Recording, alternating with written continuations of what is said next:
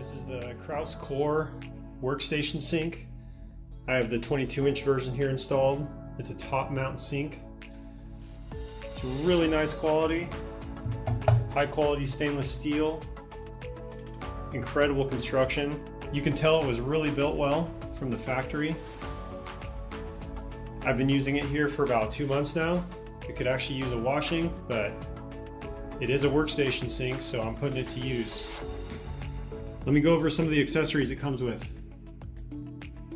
First, we have this sink strainer plug that you pop right in here if you need to plug up the sink. Next, we have this cap that goes on, just makes it look a little nicer. Still allows water to run through here. Next, we have this rack that goes right in there and fits perfectly. It's got these little rubber nubs so it doesn't slide around or scratch the metal. And next, we have this other drying rack that goes on the top in this little notch here.